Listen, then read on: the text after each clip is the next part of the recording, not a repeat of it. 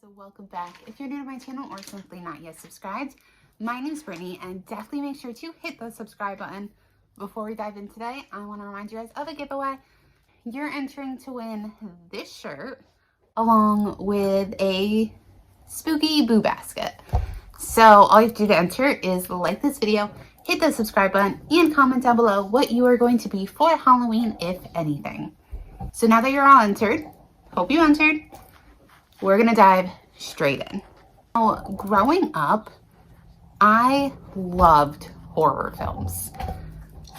My personal favorite was always 13 Ghosts, but I also had a love for slasher films like Scream and The Nightmare on Elm Street.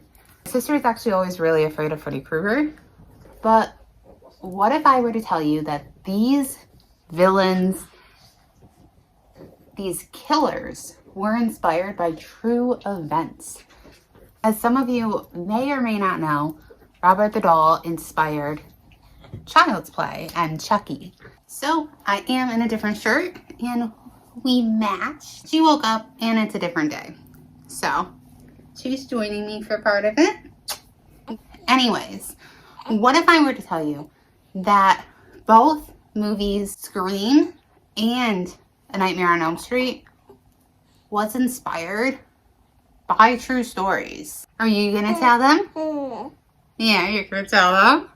So if you don't know what Scream is, essentially Scream is about a killer, typically two killers, who dress up in the same attire as Ghostface. And typically it's somebody from an inner circle who is this killer. Oh, are you waving? In 1984, an 8-year-old by the name of Brian Massey was supposed to be out trick-or-treating with his sisters, Tiffany, who was 11, and Tamara, who was 10. Instead of trick-or-treating like most kids would have on Halloween, he was subjected to something horrible. His new stepfather, David Andrews, who was 26 years old, stabbed his mom to death and then proceeded to chase his sisters down the hall, killing them as well. David then went into Brian's room. He was covered in blood. He then kidnapped Brian. 2 days later, police actually found Brian alive after they had arrested David. And David had actually attempted to kill himself, but he failed, which I think, honestly, I don't think it would have been enough justice if he had succeeded. But to make matters worse, David was actually able to strike a plea deal in exchange for a reduction of charges and was eligible for parole, which he should have got ineligibility for parole.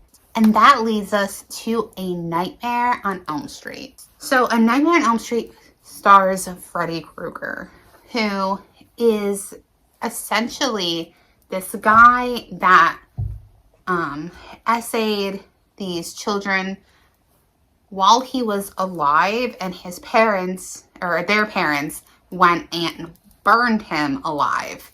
So he is covered in severe burns and he's enacting revenge, which he has nothing to do. And he's enacting revenge on the kids that he already assaulted.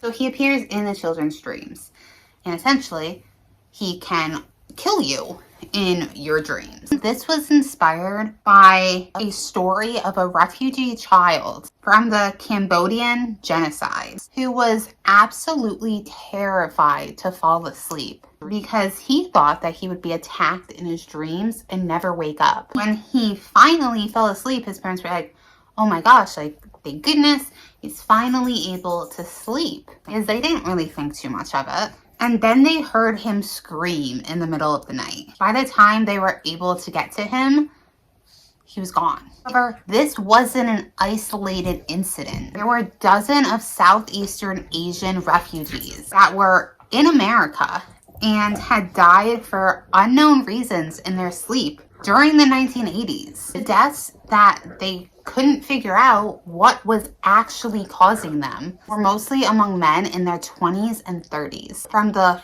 Hmong group, it's Hmong. And it affected enough of these people that it started to alarm health experts.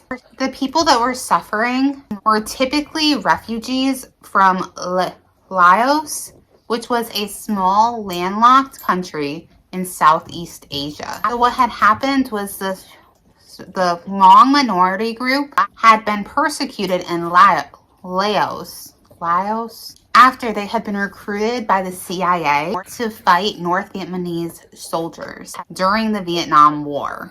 More than 30,000 Hmong soldiers had helped the U.S. fight communism in the Northern Highlands where they had lived, but they died at a rate of 10 times higher than the American counterparts. When the Vietnam War ended in 1975, Laos became a communist country. So because of the Hmong group's help with the U.S., they viewed them as enemies. So since they were viewed as enemies, many of the survivors tried to flee to Thailand or the U.S. So not only did they have to resettle, but they were very traumatized. They also suffered very high rates of poverty. Soon, headlines such as "Mysterious Fatal Malady Striking Hmong Men" and "Night Deaths of Asian Men Unexplained" plastered the headlines through the late 1970s and the early 1980s. One 1981 article describes the scene of a Laotian refugee who was relocated to the U.S. from a refugee camp in Thailand with his family. But not long after he settled into the U.S., 47-year-old Yang